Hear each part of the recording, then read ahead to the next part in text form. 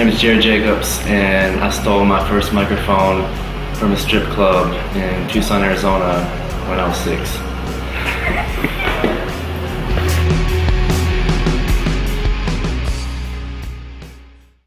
I was 15 or 16. I'd read a couple of magazines about recording guys doing albums, and I'd heard this thing about a multi-track system.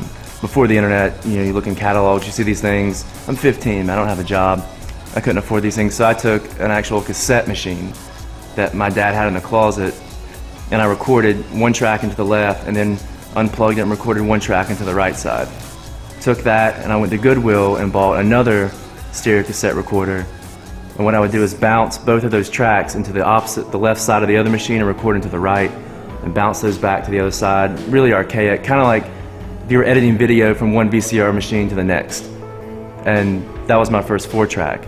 I mean, it was the coolest thing then. And then when I actually listen back to it, if you hear these old tapes, you can't even hear the audio. It's just noise. It's just, we were hearing what we were trying to do. But it was cool. It was innovative, I guess. We were in a bedroom in a trailer. Like we thought we were the shit.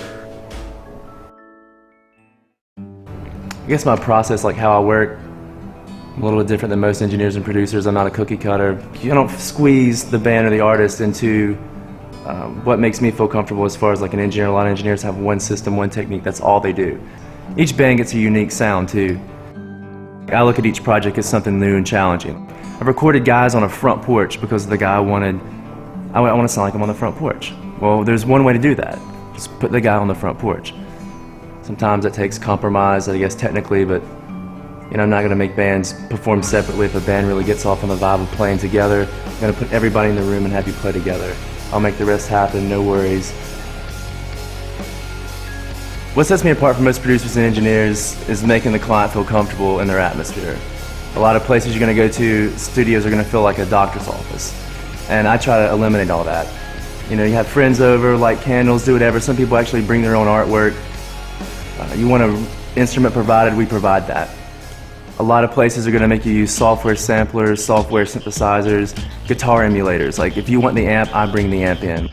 I set the environment that you picture. When you look at a picture of Bob Dylan playing on Columbia Street Studios in New York or something like that, you always have this thing, or when you see the Beatles, in Abbey Road recording, I want to set up your photo. It's like that's the moment in time that we're capturing. All necessities are there. Food, friends, photographers, video, all the instruments that you want, the real things. Not these software packages, the real thing. A real piece of wood, a real speaker, a real synth, a real knob, something you can see the light flashing. You sold me.